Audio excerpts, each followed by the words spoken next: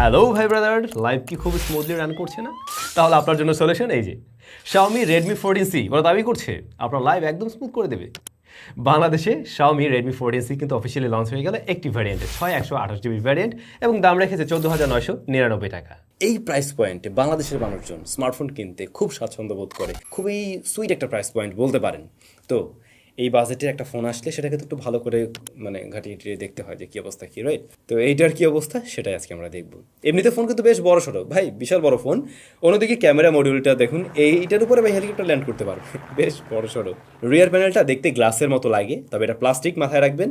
সাথে থাকা কেসটা অবশ্যই ব্যবহার করার সাজেশন থাকবে আর কি, অন্যথায় দেখবেন যে স্ক্র্যাচ বসে গেছে। আর খুব ভালোভাবে এই ফিঙ্গারপ্রিন্ট স্মাসেসের উপরে বসে আর কি, বেশ ভালোভাবে বসে। Heavy fingerprint magnet, square boxy শেপের স্মার্টফোন। ফোনটা একটু বড় হওয়ার কারণে একটু বাল্কি টাইপের ফিল দেয়। আপনি যখন হাতে নিবেন আপনার মনে হবে যে কর্নার এরিয়াগুলো একটু হাতে লাগছে আর কি, স্কোয়ার শেপ, যে কারণে হাতে একটা ফিল দিতে পারে। আর এটার ওয়েট ব্যালেন্সটা ঠিক নেই, আমার যেটা মনে হয়েছে এটার সামনের দিকটাতে ওজনটা একটু বেশি, যে কারণে এক হাত দিয়ে কন্ট্রোল করাটা একটু মুশকিল হয়ে যায় এই ডিভাইস। মনে হয় না যে আমার মতো সাইজের হাত দিয়ে এক হাতে কন্ট্রোল করাটা খুব একটা সহজ হবে। একটু ওয়েট ব্যালেন্সের দিকে নজর দেওয়া উচিত ছিল। সেকেন্ডারি নয়েজ ক্যান্সেলেশন মাইকটা আমরা দেখছি না এই ডিভাইসে, তবে 3.5mm headphone jack, type C port রয়েছে, আর সাইড মাউন্টেড ফিঙ্গারপ্রিন্ট স্ক্যানার রয়েছে। ফিঙ্গারপ্রিন্ট স্ক্যানারের পজিশন তো ঠিকঠাক আছে, একটু অ্যানিমেশন দিলে পাবেন একুরেটলি রেজাল্ট দেয় আর কি, আনলক করতে পারছে ঠিকঠাকভাবেই। আর হ্যাঁ, বডি ফ্রেমও কিন্তু প্লাস্টিকেই তৈরি।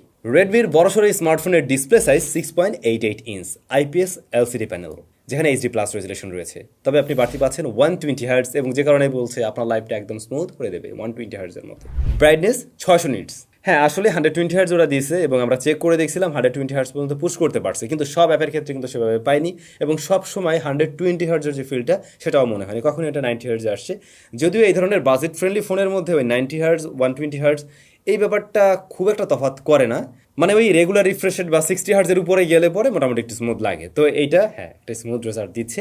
রেগুলার টাস্কগুলো যখন সামলাবেন বা যখন মাল্টিটাস্কিং করছেন বা কোনো কিছু স্ক্রোল করছেন সোশ্যাল মিডিয়াতে, তখন আপনার কাছে অবশ্যই স্মুথ মনে হবে এই ডিসপ্লে। আর এই বিষয়টা অবশ্যই মাথায় রাখা আপনার উচিত হবে, যেহেতু এই ডিসপ্লেটা এইচডি প্লাস রেজুলেশনের, অন্যদিকে বেশ বড়সড়, সুতরাং শার্পনেসের একটা ঘাটতি পাবেন। হ্যাঁ, মোটামুটি এইটুকু দূর থেকে দেখলে আপনি বুঝতে পারবেন যে হ্যাঁ শার্পনেসের একটা ঘাটতি রয়েছে। একটু দূরে রেখে দেখলে তাতে করে আর কি সমস্যাটা হয় না। এইচডি প্লাস 15,000-এর মধ্যে এখন বেশিরভাগই এমন দেখা যায় অফিসিয়াল ডিভাইসগুলোতে, তবে পানসোল কাটআউটটা অবশ্যই থাকা উচিত ছিল। এই জিনিসটা এই যুগে এসে না একদমই বেমানান, যখন কিনা আমরা ওই 15K দিয়ে কিনছি, রাইট? এমনিতে এই ডিসপ্লেটার কালার রিপ্রোডাকশন ভালো, ইনডোরে ব্রাইটনেস নিয়ে যদি কোনো সমস্যা নেই, আউটডোরে চালাতে পারবেন। একদম সুপার কমফোর্টেবলি চালাতে পারবেন না, একটু আনকমফোর্টেবল লাগতে পারে আর কি, কিন্তু চালানো যায়। টাচ রেসপন্স আবার মোটামুটি ভালোই পেয়েছি, আর কোনো ধরনের শিপিং জাতীয় ইস্যু কিন্তু আমরা এতে ফেস করিনি। এরপরে যদি আসি পারফরমেন্স সেকশনে, স্মার্টফোনটি রান করছি কিন্তু hyper OS based on Android 14, আর এতে প্রসেসর হিসেবে রয়েছে MediaTek Helio Z81 ultra. MediaTek Helio Z81 এর সম্বন্ধে নিশ্চয়ই খুব একটা আমরা আহামরি জানি না, রিসেন্ট টাইমের আসা একটা চিপ। এটাকে আপনি কম্পেয়ার করতে পারেন বা হুবহু বলতে পারেন মিডিয়াটেক হেলিও Z85। ওই জিনিসটা আসলে 2020 সালে, আর এইটা আসছে এবছরে।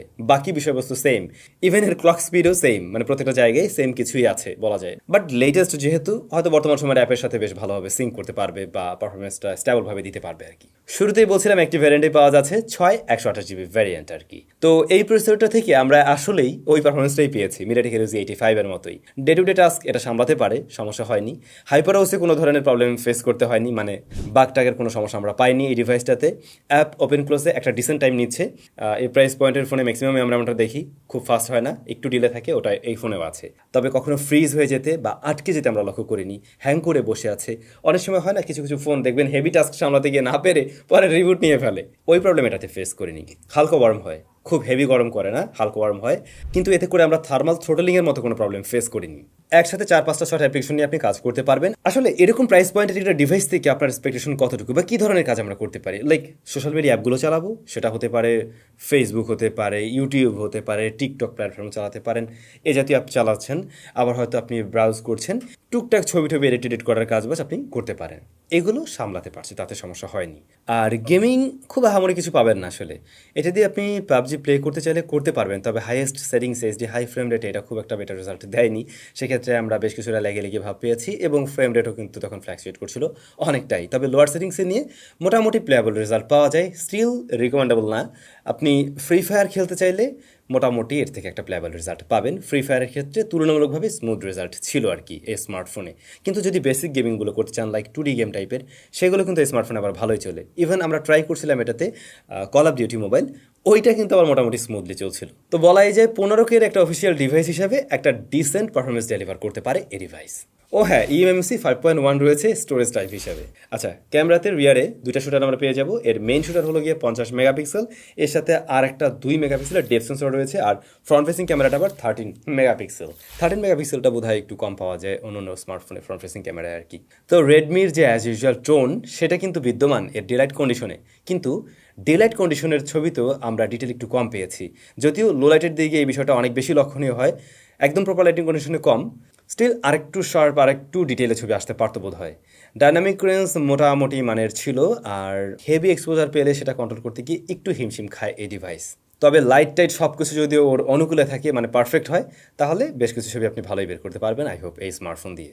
আছে নাইট মোড, একটু টাইম নেবে, স্টাডি হাতে তুলতে পারলে সেগুলো কাজে লাগাতে পারবেন।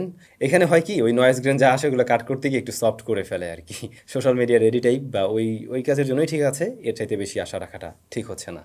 আচ্ছা, পোর্ট্রেট মোড, রেডমির পোর্ট্রেট মোড মোটামুটি ভালো করার ট্রাই করে ওরা। তো এজ ডিটেকশনে একদম ক্রিটিক্যাল জায়গা ছাড়া খুব একটা মিসম্যাচ করছিল না, ব্যাকগ্রাউন্ড ব্লারনেসটাও আর্টিফিশিয়াল লাগে নাই, একটু ওয়ার্মের দিকে নিচ্ছে আর কি, একটু ওয়ার্ম টাইপের টোন দিতে পারে, তবে সেটা দেখতে খুব একটা খারাপ লাগে না। আর আছে ফ্রন্ট ফেসিং ক্যামেরা 13 মেগাপিক্সেল, এইটার শার্পনেস ডিটেল মোটামুটি ভালো ছিল, বিশেষ করে আউটডোর সিচুয়েশনে বা ডে লাইট কন্ডিশনে ভালো পেয়েছি। আর ইনডোরের দিকে একটু সফট করছে, তবে কালার টোনটা একটু শিফট করে, একটু ফর্সা করে দেওয়ার প্রবণতা আছে এখানে, স্কিনটাও একটু সফট করে প্রেজেন্ট করে, দেখতে খারাপ লাগে না এগুলো অবশ্য। ক্যামেরা নিয়ে এটাই বলা যায় ফাইনালি, মেইন ক্যামেরাটা আর একটু ডিটেলে ছবি দিলে ভালো হতো।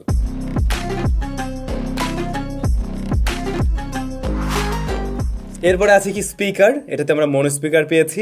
রেডমির অনেক কম দামি স্মার্টফোনে আমরা ডুয়াল স্পিকার এর আগে পেয়েছি, অনেক আগে থেকে ওরা দিত, বাট এই স্মার্টফোনে দেয়নি, দিলে আরও সুবিধা হইতো। তবে এর সিঙ্গেল স্পিকারটাই যথেষ্ট লাউড অ্যান্ড ক্লিয়ার, ইভেন আমার ডিভাইস থেকে আমি ফুল ভলিউমেও ডিস্টরশন পাইনি। তারপরে এর জিআরপিএসের সাউন্ড, মানে মেইন তো কথা বলার জন্য একটা ফোন কিনেন সবাই, তো ওই জায়গাটা আবার ভালো আছে, ওইটা নিয়েও কোনো সমস্যা নেই। নেটওয়ার্ক রিসিপশনও ঠিকঠাক পেয়েছে, যেমন ধরুন ওয়াইফাই এবং ডাটা কানেকশন, এই দুই জায়গায় ঠিকঠাক রেজাল্ট দিয়েছে। আর বেশ বড় সড় একটা ব্যাটারি আছে, 5160 mAh, এবং এর বক্সে আপনি পেয়ে যাবেন 18 ওয়াটের চার্জিং সিস্টেম। তো এই কম্বো মোটামুটি ঠিকঠাক আছে এরকম প্রাইস পয়েন্টের জন্য।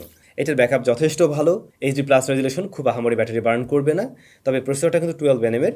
তারপরেও এই স্মার্টফোন একদিন ফুল চালানোর পরেও গিয়ে আপনি দেখবেন যে 20-25% মতো অবশিষ্ট থাকছে, এবং বলাই যে 8 থেকে 8.5 ঘন্টার মতো একটা এসওটি পেয়ে যাবেন মিডিয়াম ব্রাইটনেসে খুব সহজেই। তবে ভাই কিছু বিষয় আমি মিস করেছি যেগুলো থাকা উচিত ছিল, যেমন জাইরোস্কোপ সেন্সরটা এই স্মার্টফোনে নেই, ওটা থাকতে পারতো। সেকেন্ডারি নয়েজ ক্যান্সেলেশন মাইকটা আমরা পাইনি, সেটা থাকলে ভালো হতো। আমি বলছিলাম পাঁচল কাট আউট দিলে এই ডিভাইসটা দেখতে আরও বেশি সুন্দর লাগতো। কিছু ব্লোটওয়্যার আছে প্রি ইনস্টলড, এগুলো প্রয়োজন না হলে ফেলে দেবেন, না দিলে আরও বেশি ক্লিন লাগতো। আর আমি শুরুতে কি বলছিলাম, ওয়েট ব্যালেন্সটা এই জায়গাটা একটু ক্যালকুলেশনের সুযোগ ছিল। That's it. এর বাইরে ভালো দিকের মধ্যে কি আছে, স্মার্টফোনটার ডিজাইনটা আসলে খুবই সাবজেক্টিভ একটা ব্যাপার, হয়তো আপনাদের অনেকের কাছে ভালো লাগতে পারে। ব্যাটারি ব্যাকআপ খুবই ভালো, বেশ বড়সড় ব্যাটারি, এবং মিডিয়া কনজাম্পশন যারা করেন তাদের কাছে ভালো লাগবে, বিশাল বড় ডিসপ্লে আছে, আর ডিসেন্ট একটা পারফরমেন্স দিতে পারছে এই ডিভাইসটা। তবে এবারে আপনাদের পালা, আপনারা কমেন্ট করে জানাবেন রেডমির এই নতুন ডিভাইসটা আপনাদের কাছে কেমন লাগলো, কোন জায়গাগুলো ঠিকঠাক আছে, কোন জায়গা আপনাদের কাছে কম মনে হয়েছে। অবশ্যই কমেন্ট করে জানাতে ভুলবেন না। সবাই ভালো থাকবেন, নিশ্চয়ই আমাদের দেখা হচ্ছে স্যামসাংয়ের ব্র্যান্ড নিউ কোনো ভিডিওতে।